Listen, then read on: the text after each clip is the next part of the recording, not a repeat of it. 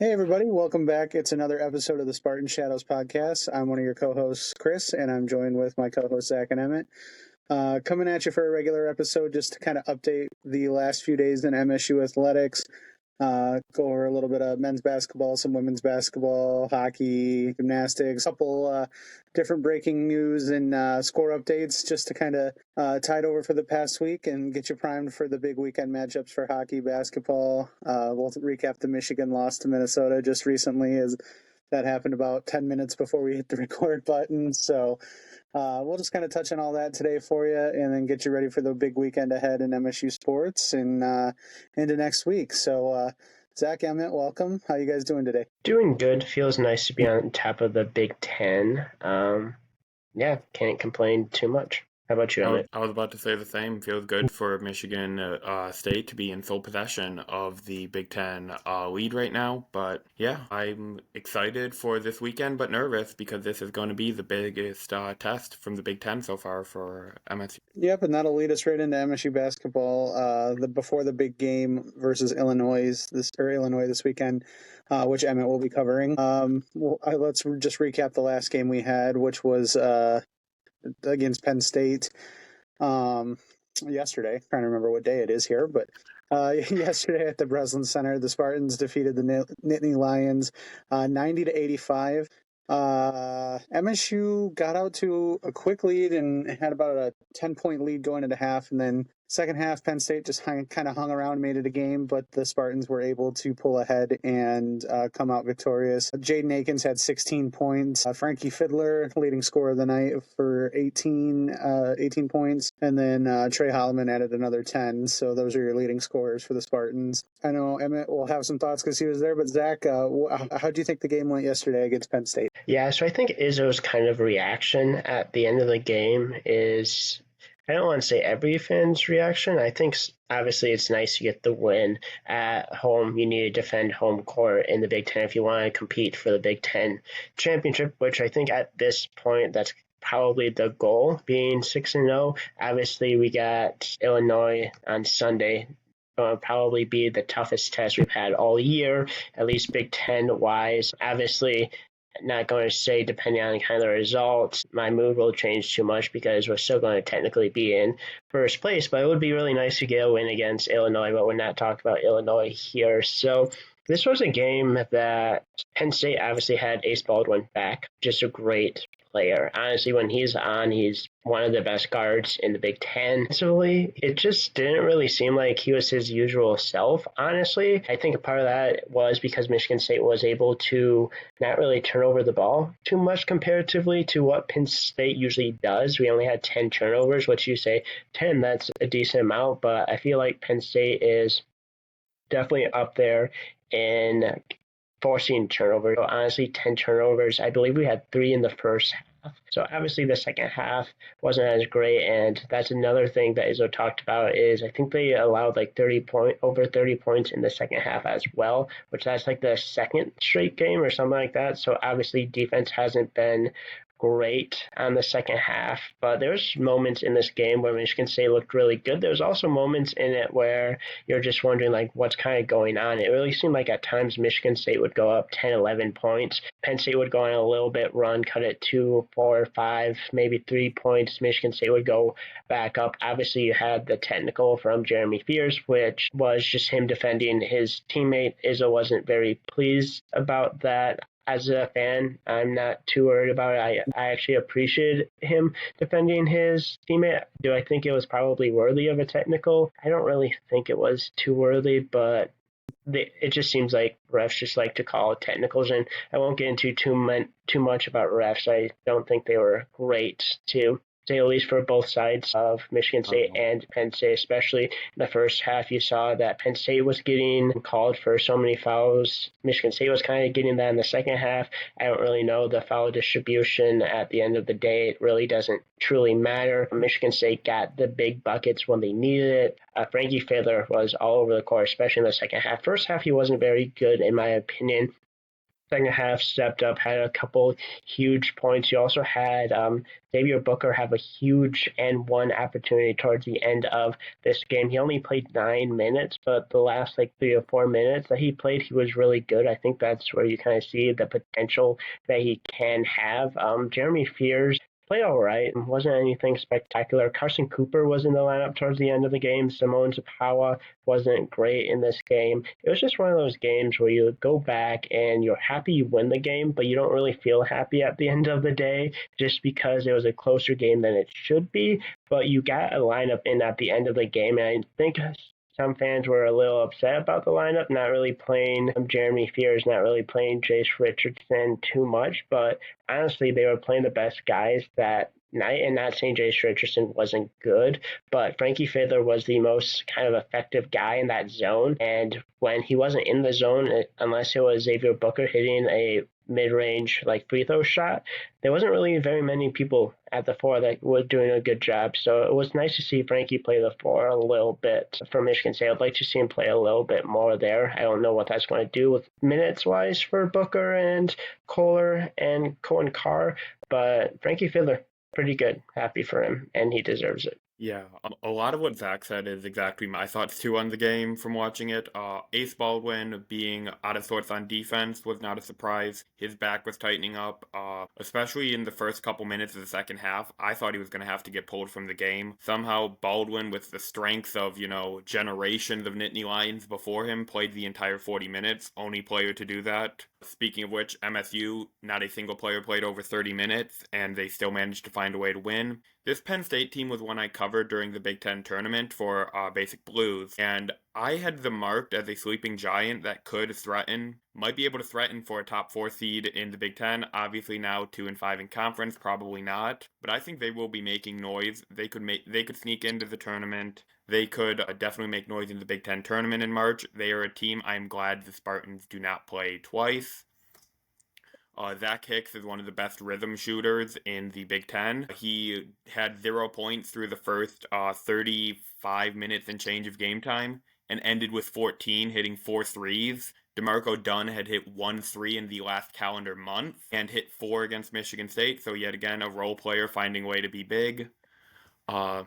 It was just the refs were not great, and both teams were exchanging blows and punches, but it felt like anytime a team got momentum, they had a game-changing foul, and it was just atrocious to watch. It was atrocious to watch. I was mad because this would have been a great game to watch, great replayability, and to learn from for the Spartans, but it felt like every single time you had a good 2 or 3 back and forth, the refs needed to have 2 or 3 fouls back to back to back. Jace Richardson actually had the longest stint to end the game, which was something that surprised me when I was going through it. Granted, him and Akins were the only guards with less than 4 fouls by the final 6 minutes of the game. You saw Richardson finish in the final 5:50.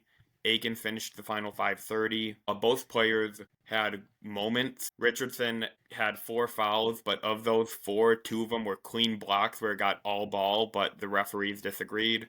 Ace Baldwin was great at throwing his head back to simulate getting hit on the upswing, which is what you see from a senior guard, no surprise, and that got him to the line. Ace Baldwin had 12 free throw shots, 95% free throw shooter. His one miss was his final free throw of the night, I believe, or the first end of one. Yeah. And that one miss was exactly what Michigan State needed because they were able to get a rebound and shoot and I think they got fouled instantly, and it was able to put the Nittany Lions to bed. But it was a scare. I had this game marked as a trap game. I thought the 11.5 point spread was very generous, and my fears were confirmed, but it was still a win.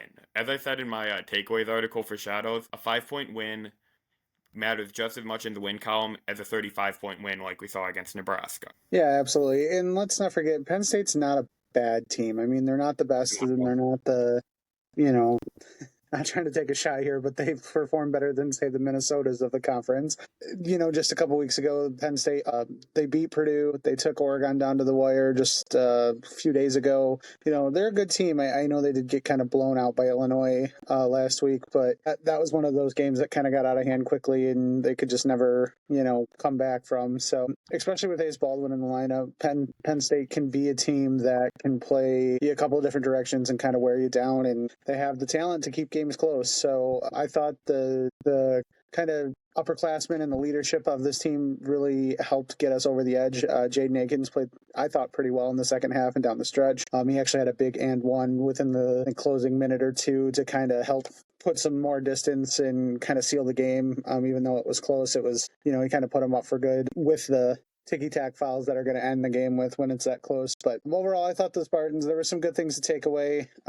There's obviously some things to watch and improve. But like Emmett said, I think when the boys watch the film back, it's going to be frustrating because whether it was referee assisted or not, it was so hard to establish a rhythm on offense and get going. And when they did, they were able to put together some nice runs and, kind of distance themselves. But then a bad foul comes in, a bad turnover, Penn State hits a good shot, and it kind of just shifts momentum and they get them close. You can never really turn that 7, 8, 9, 10-point lead into the 15 to 20s you've seen in the last couple of weeks. Either way, still a good win. We'll take a win however we can get it. A lot to improve on. And like Tom Izzo said in his press conference, I think it was today or yesterday, the 10-game win streak's super impressive. Obviously, we're happy about it, but don't tell MSU that they're a good team because they got a lot of ways to go and they don't want to get into their heads and they got a lot of things to improve on. Yeah. He said we're a long way from being great. Exactly. We're good right now, but we have a long way to go. So it's what you kind of hope to hear from Tom Izzo too, because like I said, I would much rather have a 10-win streak than not, but you've played some lower competition throughout it. You've played some good competition and you've gotten some good wins, but there's been stretches of this win streak that you've played very inconsistently and been able to kind of overcome it. And you can't come out of the gate on Sunday playing inconsistent or playing slow starts against Illinois because they'll do what they did to Penn State and get ahead and not look back and beat you by 40. So big test. We'll see. I'm excited to watch it. I'm excited the Lions don't play on Sunday, so I can actually kind of keep my attention focused to that. So that'll be nice, but it should be fun to watch. Emmett will be obviously there, as we said, getting to cover it. So make sure you tune into his Twitter if you want some live updates. And then we will, of course, try to get you some instant reactions after, instant, maybe night of reactions, depending on how things go. But we'll try to get you a recap as soon as we can because it should be either an impressive game either way. And speaking of impressive basketball, I'll do that as a loose segue into the women's team, who is also much like the men's team in 9-0 at home. They are ranked number 22 in the country now, and they're riding high, coming off of a big win recently.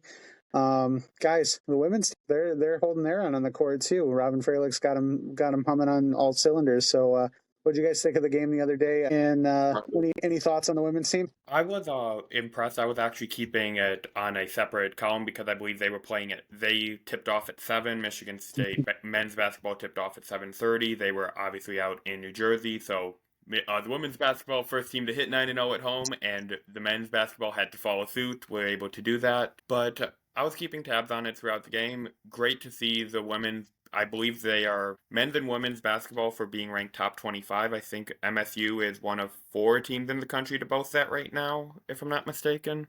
Mm-hmm.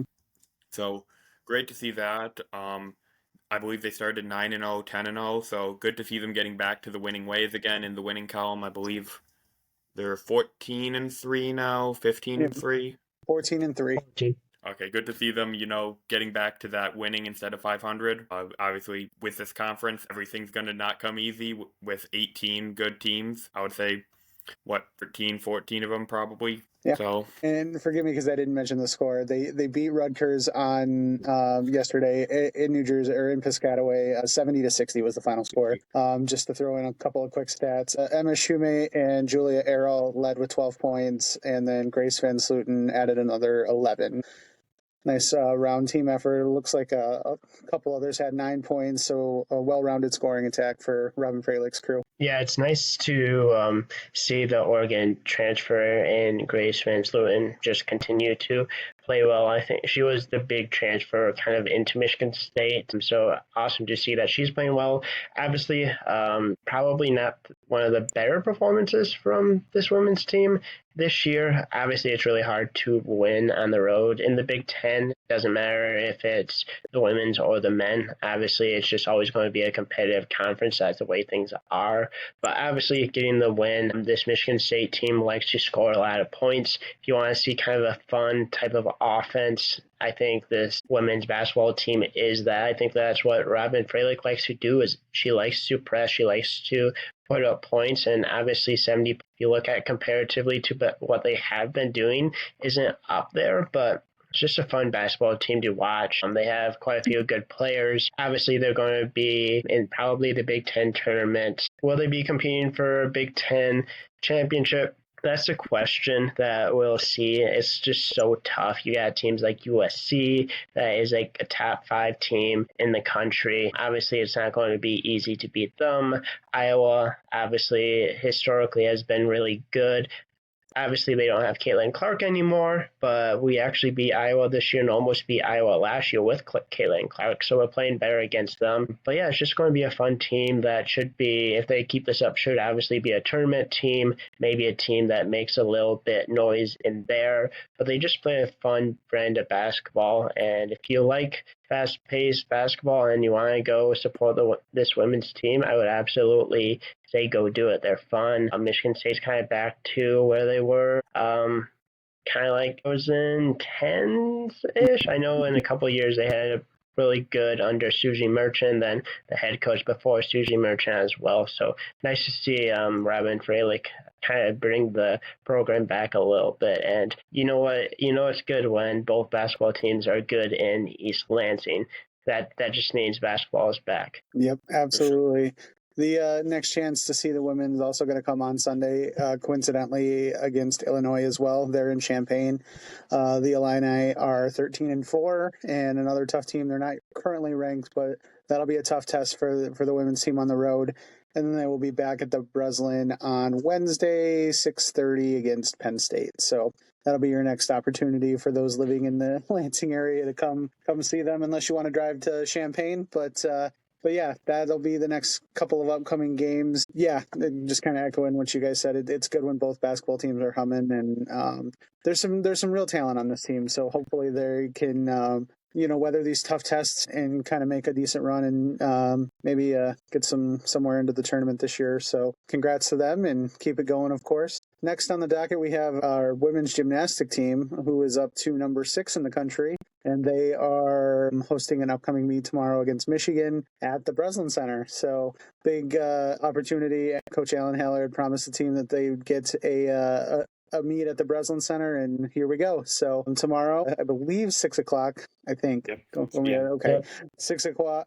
6 o'clock, and Zach is planning on attending to that, so we'll throw it over to him. Zach, a gymnastics program up and humming as well, number 6 in the country. What are you thinking about them? Yeah, under their head coach, obviously won the Big Ten last year, I believe, back-to-back defending Big Ten champions. Like Chris was saying, Ellen Heller promised these seniors that they would be able to compete in the Breslin, and they're getting that opportunity tomorrow to compete against, obviously, Michigan, their biggest rival. So it's going to be really fun. We'll be interested to see if this is kind of the last and only time that they compete in Breslin, just because of kind of they're getting their own, not just them, but like some other sports are obviously getting their own building built. So they're going to have that, and probably not next year, but maybe in a couple of years. So I don't think they're going to probably be playing in or competing in Jenison for very much longer. So it's just a unique opportunity to.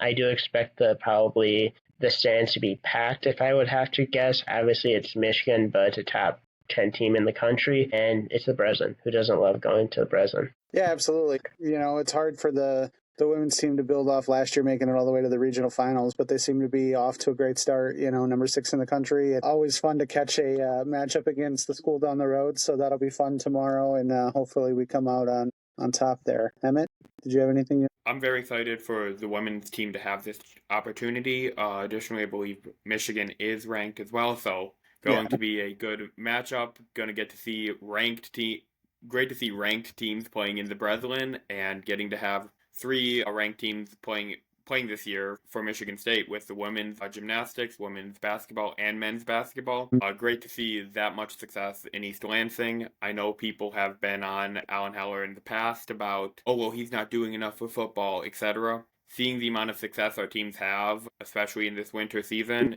is very heartening, and I think that is why you have to trust the process. Jonathan Smith is another Al Haller, not to make this about football, but Jonathan Smith is another Al Haller hire, so you have to trust the process, in my opinion, because look what that process has given us. Yeah, it takes a while to get programs kind of reshaped and off the ground. So I think Alan Haller's done an outstanding job. And speaking of getting other programs outside of football ranked, I guess that's a perfect segue over into our number one ranked hockey team in the country. Last time we were with you guys was coming off MSU's 6-4 win against Penn State, where Isaac Howard had scored 4 goals and had an assist. Had a big win down in University Park. They had a game the following day, last Saturday. Unfortunately, that game ended in a 2-2 tie, and the Spartans unfortunately lost in a shootout for the extra point in Big Ten play. According to the official records, it goes into the books for the NCAA as a tie, but in Big Ten play, you go to a shootout for the extra point for conference standings. That was an unfortunate case where we lost the shootout 1-0. By and large, the offense was kind of a little bit of a letdown. Not trying to be too hard. They played well, but just couldn't find the back of the net. Trey Augustine, in his first game back from the World Juniors, it played really, really well. Only allowed 2 goals, and then in the shootout, only let 1 in on a pretty ridiculous move from the Penn State player. He was next to near perfect in the shootout, but unfortunately the offense couldn't bury any to get him some help. So we dropped the extra point in the shootout. Still ranked number 1. I'm still, I believe, in first place in the Big Ten.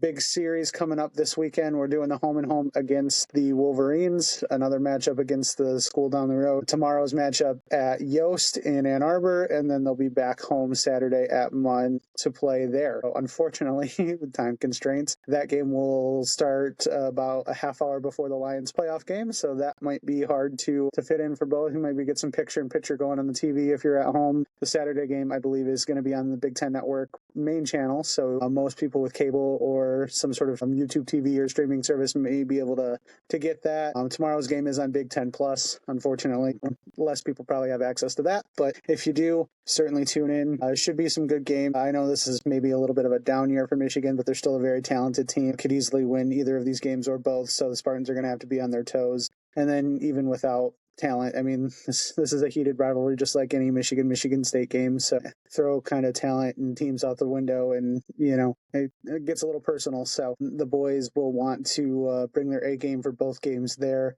Emmett, I believe you said Matt. I said's covering the game at Yost tomorrow. That is correct. ISAT, which is I believe his Twitter handle is Ikers9898, so IKERSS98. He will be covering that game. Final thought on the Penn State game also, in Trey Augustine's game back. Definitely not Trey Augustine's fault. He got stranded he was the goaltender for the power play on 7 different occasions in that game. The Spartans could not stay out of the penalty box. Yeah, I didn't even get really into that. Hard to have winning hockey when you have 10 shots against on power play and 7 different power play attempts. If this was a team like Minnesota, you could have been talking off the rails 6-1 final, 6-2 final, if you will do something like that against Minnesota, who is the opponent 2 weeks from now after Michigan. Yep.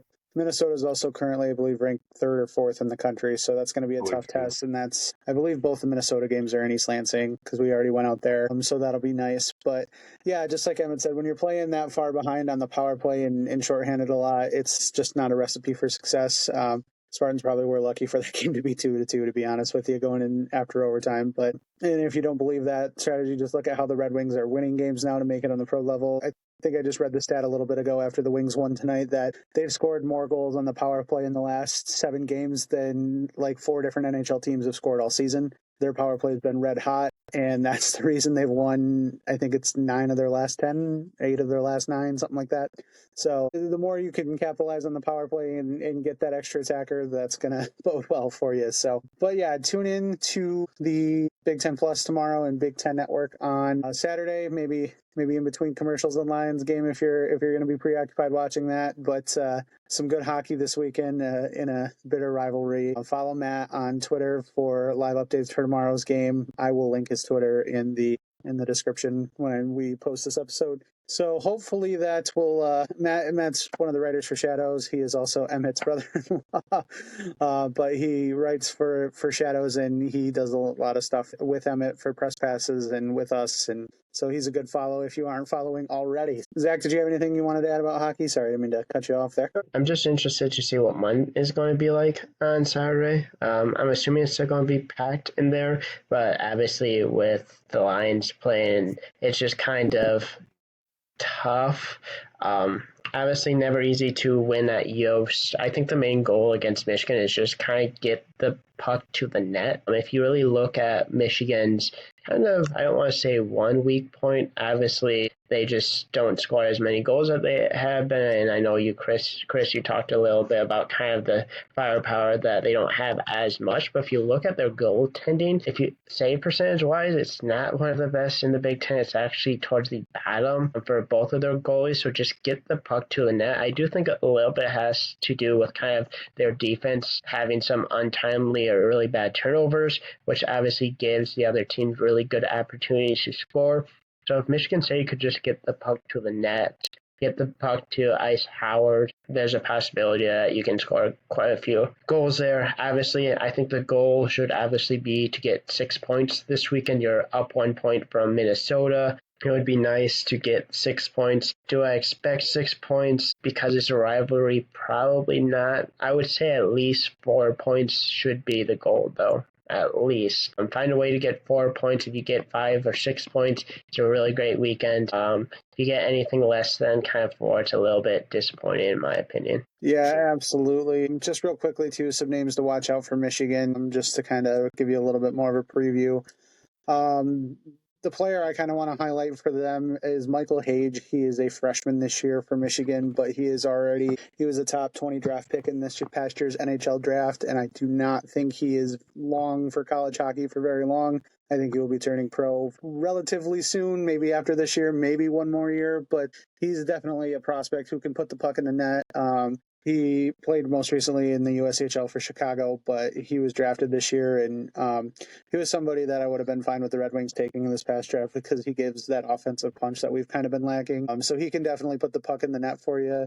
On the defensive end, somebody to look out for them is Luca Fantilli. His older brother, Adam Fantilli, was the number 2 overall pick in the NHL draft, I believe, 2 years ago for Columbus. Also went to Michigan. Kind of one of those hockey families that just produces talent like the Hugheses and the, everybody else. So Luca's a 6-foot junior defenseman who is a pretty good defensive player, and he can throw the body around when he wants, and he has a pretty decent offensive game too. So watch for him to kind of spur some play and some breakouts. And then, like Zach said, it's their goaltending that's let them down the most this year. So if one of the goalies runs in kind of hot, then this team is really tough to beat.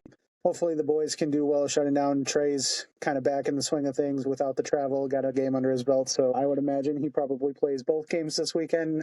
I know Luca did well in his relief of Trey, but I think he's back, and I think you're going to see a healthy dose of Trey Augustine this weekend. So hopefully the boys can get 6 points and kind of keep some pace. If not, maybe put a little distance between Minnesota. But so yeah, there's your kind of hockey look into.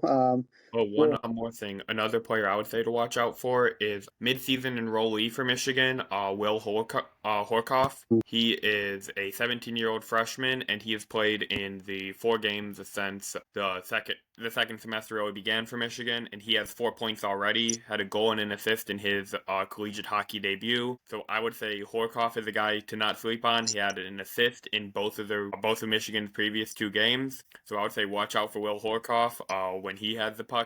He's exciting to watch when he's not playing your team, I would say is the best way to describe it. Yep. And if you want a name drop for the Red Wings fans that listen, that may not, they're not necessarily superstars on the team, but Michigan does have Keenan Draper and Philip Lapointe. If those last names sound familiar, yes, it's Chris Draper and Martin Lapointe's son. So they both play for Michigan. Keenan's a junior, and I believe Philip is a freshman, I believe. Or no. sorry, graduate.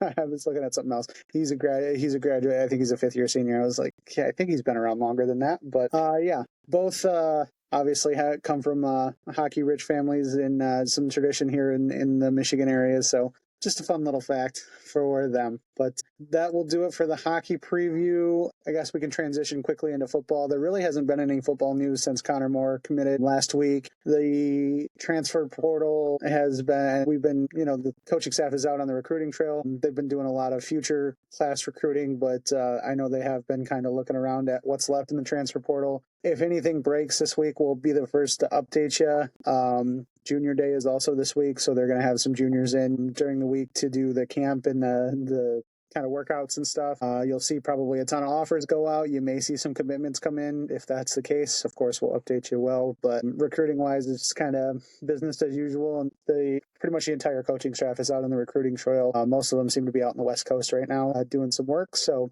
good to see that. There's some intriguing offers that have been coming through, but we'll do more of a kind of portal recap, Junior Day recap, all that sort of recruiting update maybe next week or the week after because signing day for the 2025 class, the final signing day is February 5th. So that is coming up in a couple of weeks, and that'll be the last time any class of 25 recruits can sign and join a roster. So that's coming up, and we'll update you then. Did you guys have anything you wanted to add for football? Not really. Just make sure to follow. I believe all three of us are relatively good about if there's an offer, we're either sending it to each other to tweet out about, or I know, like in particular, I try to make a post about every offer I see from Michigan State. So not to self-promote, but if you want to know as much as possible about the 2020 class for offers, feel free to give me a follow. I usually like to post their stats with them, which is something I need to do considering the Spartans sent out, I believe, 9 or 10 offers today alone, which the day we're recording this is Thursday the 16th, by the way. So there are a ton of offers out. I'll be trying my best to get more stats out. Including a class of 2027 5-star. Yes, including consensus number 3 receiver according to the composite. So, and his teammate, who is a tight end, holding offers from, I believe, 4 or 5 Power 4 schools as well. Yeah. So lots of intriguing offers currently. Some big game fishing going on out west for future classes currently by Coach Smith and company. So who knows where that'll lead, but I don't know about you guys. I'm excited when I see 5 stars getting offered by MSU. That's the first step. So, Zach, did you have anything you wanted to add? No, not very much. I agree. Just exciting time. Obviously, I think the goal is to land them. It would be nice to get some 4 or 5 stars to come to MSU. Been a little while. Obviously, we've had some 4 stars come through, but it would be nice to get a 5-star here and maybe just take off there. Who was the last 5-star? Was it Malik McDowell? McDowell was a 5-star, yes. No, Dobbs. Dobbs, yes. I knew I was forgetting somebody. Devontae Dobbs of Belleville. He was a 24/7 4-star, but I believe composite 5, top interior offensive lineman of the class. And it's Belleville kids doing work. Yeah, we also landed Julian Barnett, who was some sites out of the 5-star that same class too, I believe. Right. So that's it on the major sports updates. Before we go, I will pose one question for you guys to kind of answer. Better player, headband Frankie Fiddler or aircraft carrier Manny Sissoko? I'm going to say Fiddler because of the carry. However, I want to see Fiddler make this, said by Tom Izzo, more than a moment. He said, you guys are saying that Frankie Fiddler is having a coming out party and he's doing a great job. I call this a great moment. If he can put 5 or 6 games together, I will call it a great job. But right now, he is having a great moment, which I think is a very intriguing quote, and I'm excited to see. I'm very excited to see that how Frankie Fiddler responds to that challenge from Coach Izzo. Yeah, I really do like Frankie Fiddler, and I think he's been great. But I think it has to be Manny Sissoko, right? Like, he was literally Shaq for like 2 games, and I don't know where that went, but it went to Cal. We don't know where it went, but it was all that sea air from the ship. I still remember, I think it was against Kentucky when he did that Euro step, and there's a video of and Connor like live reacting to it. One of the funniest videos I've ever seen. I need to find that, but he missed a layup. But dude, imagine if he made that layup. Like, Manny Sissoko for 2 games was like the next guy up. And like I said, don't know exactly where he went, but it was a really fun 2 games. And I think it's going to be one of those 2-game stretches that MSU fans are always going to be like, one, where did that player go? And 2 is like, how did it even happen? Yeah, absolutely. I tend to agree right now with Zach. If Frankie puts together a good game on Sunday against Illinois, I may switch my vote. But it's So nice. maybe I'm just projecting by saying Fiddler, but Yeah, that'd be great. It's been a reassuring couple of games for Frankie because I kind of think we all thought that this is what he can do, but it's tough moving from non-major basketball into the Big Ten. So it's taken some time to get used to. Hopefully it's just he needed some time to get acclimated to Michigan State basketball, and now we're seeing the fruits of the 2 months of practice and games. But who knows? We'll, I guess, see on Sunday. We'll leave it at that. But crossing our fingers for headband Frankie Fiddler to maybe drop like a 20 to 30 piece and MSU to come out victorious. That'd be great. That's not asking too much, is it? I don't think so. No. No, not at all. Not at all.